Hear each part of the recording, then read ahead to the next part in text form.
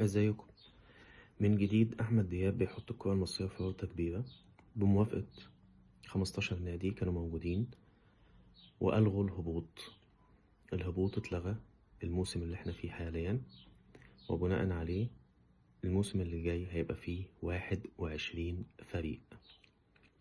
طبعا الناس شافت البيان بتاع رابطة الأندية وناس كتير ما فهمتش ايه اللي هيحصل، فهشرحها لكم بهدوء كده وبالراحة.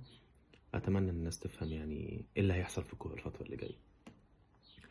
رابطة الأندية طلعت قرارات كتير، أهمهم هو إلغاء الهبوط، وتاني حاجة هي إن هما جددوا للرابطة سنة كاملة بقيادة أحمد دياب عشان يدمر الكرة المصرية أكتر وأكتر.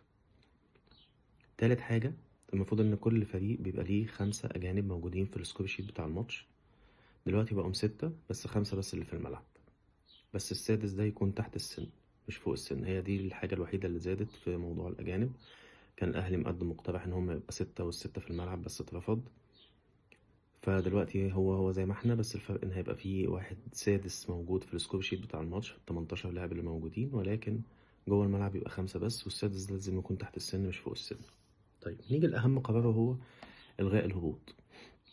إلغاء الهبوط ده هيترتب عليه إن احنا في 3 مواسم، احنا المفروض إن احنا بنلعب الموسم ده موسم استثنائي أصلا عشان خاطر المواعيد والتوقيت والكلام ده كله. هو فعلا ظبط معانا المواعيد إن احنا هننهي الدوري تقريبا زي العالم كله في آخر 5، ولكن يطلع لنا أحمد دياب بقرار عجيب غريب، قال لك هنلغي الهبوط.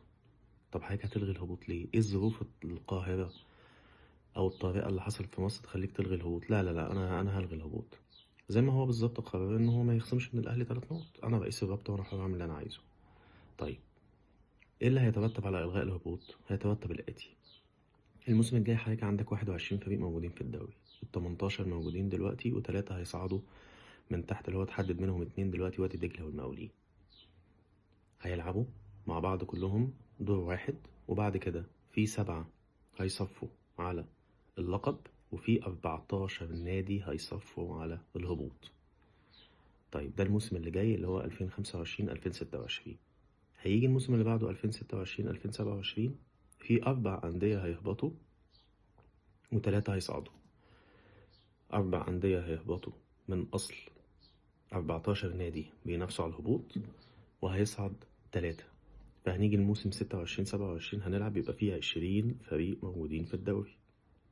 ال20 فريق موجودين في الدوري دول هيلعبوا مع بعض من دور واحد، بعد كده هيتقسموا مجموعتين، مجموعة فيها 8 فرق بتنافس على لقب الدوري، ومجموعة فيها 12 فريق بينافسوا على الهبوط، هيهبط منهم 5. 5. عارف يعني ايه 5؟ 5 دي يعني حضرتك انت بتتكلم ان نص المجموعة تقريبا هيهبط. 12 فريق فيهم 5 هيهبطوا، بتتكلم بالظبط في 45% من المجموعة هيهبط. انت متخيل الرقم هيبقى عامل ازاي؟ وبناء عليه هيهبط 5 ويصعد 3، فنيجي في موسم 27-28 نلعب 18 نادي تاني، ويرجع كله دوري من درجة من رايح جاي، ونرجع للنظام الطبيعي. ايه الهدف ان ده يحصل اصلا؟ محدش فاهم. ايه الفايدة اللي هتعود على مصر في ان ده يحصل اصلا؟ محدش فاهم. طيب في بعض نقاط كده بسيطة فكر معايا فيها. اولها، حضرتك ليه اصلا اعلنت عن الكلام ده النهارده او امبارح؟ ايه العجله في الموضوع دوت؟ محدش فاهم. طب حضرتك حاليا في ماتشات لسه بتتلعب في الدوري في منافسه على الهبوط. حضرتك ايه لازمه الماتشات دي؟ هتكلف الدوله فار، هتكلف الدوله نقل تلفزيوني، هتكلف الدوله اعلانات، كل دي فلوس مرميه على الارض، اهدار مال عام. طب حضرتك ما كنت اجلت القرار ده لبعد انتهاء بطوله الدوري؟ على الاقل الماتشات يبقى ليها لازمه.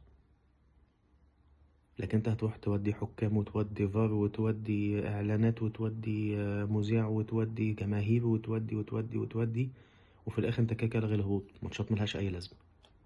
ده اول قرار عبثي انا اشوفه في حياتي الفتره اللي فاتت ديت. طيب تاني حاجه، حضرتك انت كمجلس رابطه بتدير المسابقه بتاعت بطوله الدوري فقط، ما بتديرش بتاعت المحترفين اللي هي زمان كان اسمها الدرجه التانية ولا الدرجه التالتة ولا الدرجه الرابعه. انت ما بتديرهمش، اللي بيديرهم اتحاد الكورة، كابتن هاني وريدة. طيب حضرتك لما انت بتقوله انا هسحب من عندك 3 ومش ههبط حد، ده معناها ان هيترتب عليه ان لازم اتحاد الكورة هيعدل في لوائحه، هيعدل في نظام المسابقات الخاصة بيه اللي هي بتاعت الدرجة التانية والتالتة والرابعة عشان تتماشى مع بطولة الدوري. كان اتحاد الكورة كان عامل المفروض اجتماع يوم 20 مع جميع الأندية، الاجتماع ده اتأجل. ليه اتأجل؟ أنا مش عارف هيعمل ايه. أحمد دياب ورطه مش عارف هيعمل ايه، هيلغي الهبوط هو كمان. طيب هي بدل ما هيصعد مثلا 3 من الدرجة التالتة للدرجة التانية هيصعد 6 عشان يعوض ال3 اللي هيصعدوا ومفيش 3 هينزلوا مكانهم. طب الموسم اللي بعده لما يهبط له من الدوري 5 هيعمل ايه؟ ما هو لازم يهبط هو كمان 5 ولا هيرفع 5. عك وعبث لا حصر له. عك وعبث لا حصر له. محدش فاهم ليه القرار ده اتاخد، ولا ايه الفايدة اللي هتعود على الكرة المصرية لما الاسماعيلي ما يهبطش، او المحلة ما تهبطش، او مودرن سبورت وحط تحتيها 100 خط ما تهبطش. مودرن سبورت وحط تحتيها 100 خط ما تهبطش. الكورة المصرية هتفضل تعاني 3 سنين كاملين بسبب قرار من بني آدم. طيب احنا تجاوزنا قرار موضوع الأهلي والثلاث نقط، وفي ديبيت رايح وديبيت جاي ومش هنتناقش فيه خالص لأن احنا اتكلمنا فيه كتير. لكن القرار ده ازاي اتمرر كده؟ ازاي الأندية وافقت عليه كده؟ الأندية اللي وافقت النهاردة على إلغاء الهبوط هي المتضررة السنة الجاية لما هيهبط 4 أندية واللي بعديها 5. 90% من الأندية اللي كانت هتهبط السنة دي هي اللي هتهبط السنة الجاية، وهي هتهبط السنة اللي بعدها، لأن مفيش موارد.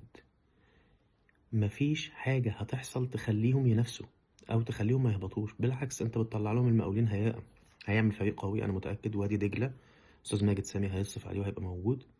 فأنت بدل ما كنت هتهبط السنة دي هتهبط السنة الجاية. الموضوع بسيط. بصراحة قرار عشوائي جدا، قرار هيترتب عليه مشاكل كبيرة جدا مع اتحاد الكورة. وأنا رأيي الشخصي إن لازم رابطة الأندية دي تتلغي ويبقى في جهة واحدة هي اللي بتدير الكورة في مصر، يا اتحاد الكورة يا رابطة الأندية. يبقى اتحاد الكورة ده ملوش أي تلاتة لازمة. ما تقوليش بقى بيدير المسابقات اللي تحت، لا لا، يبقى هي رابطة الأندية تدير كل حاجة عشان يبقى قرارها مترتب عليه كل حاجة. وتاني حاجة دي بقى بتاعت الوزير، دي بقى بتاعت الجهات الإدارية والمعنية. قرار أحمد دياب ده هيكلف الدولة، لأن اتحاد الكورة تابع للدولة المصرية. شوف كل ماتش بيكلف كام فار، بيكلف كام نقل تلفزيوني.